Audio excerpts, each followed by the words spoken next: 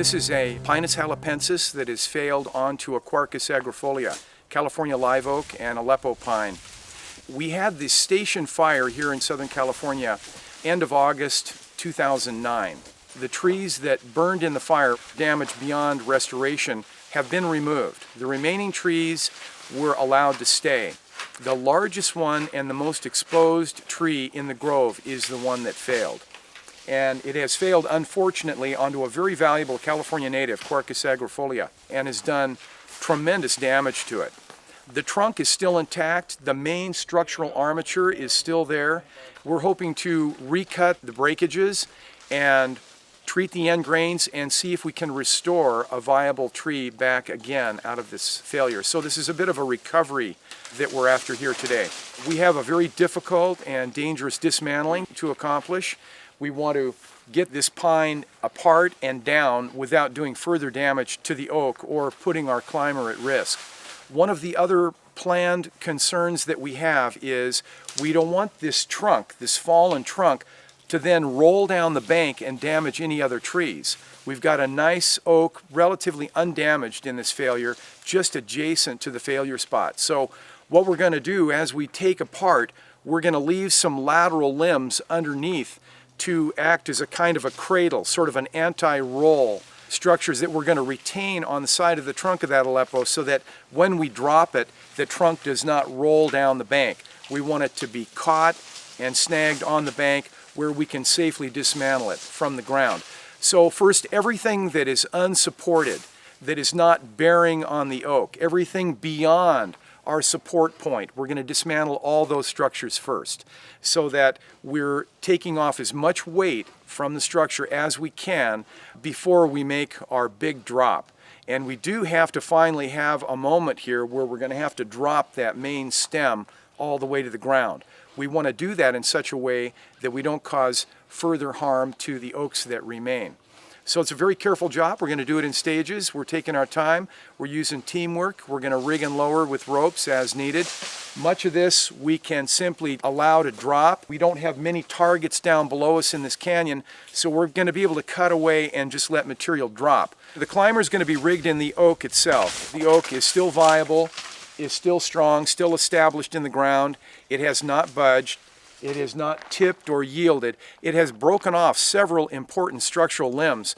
The oak is severely damaged, but we feel that the resilience, and since this tree is long established on site, we have enough root system in the ground. It's going to want to resprout. We will be able to reculture a new canopy on this basic framework. We do have tremendous tear-outs, branches snapped, ripped out. The tree is severely damaged. But we're going to clean up all of those breaks. We're going to take it back to firm, sound wood, smallest theoretical diameter of excision. We're going to make those cuts. We're going to treat the end grain with our orange rind oil beeswax to slow down decay. We're going to try to arrest decay long enough for the tree to resprout new structures. Out of those, we'll be able to gradually select new leaders and laterals emerging off of these stumps, and hopefully we'll be able to recover a viable landscape tree out of this giant failure. We've dismantled everything beyond the support. We've taken down everything that was beyond the crotch supported by the oak. So now we're going to dismantle some of these lateral branches and get them under control. We're going to allow a few lower lateral limbs to act as anti-roll features for this trunk because we don't want it to roll into the neighboring tree. We're going to go ahead. We've got one large down pointer that we don't want the tree to vault off of. We're going to cut that too so it doesn't deflect or vault the tree into the neighboring oak. So we have a few more excisions to go, and then we're going to drop the main stem. We've got our climber safetied up there. Our lines are well back and out of the way so that this log can safely drop without endangering the climber. We've got everybody out from underneath now, and so this is our biggest cut of the day here. We're going to drop this big log and free the oak from this giant wind throw. It's going to be almost like a felling in the sense that we'll probably want to make a hinge cut and allow our bark at the top to give us a gradual hinging effect. And then our cut would be from underneath because the bearing of the trunk in the crotch of the oak is going to cause those forces. If you come down from the top, of course, it's going to pinch the blade and jam the saw on the log. So we're going to cut from underneath. We're going to come up from underneath and allow that to unfold, to open up, and then finally drop clear to the ground.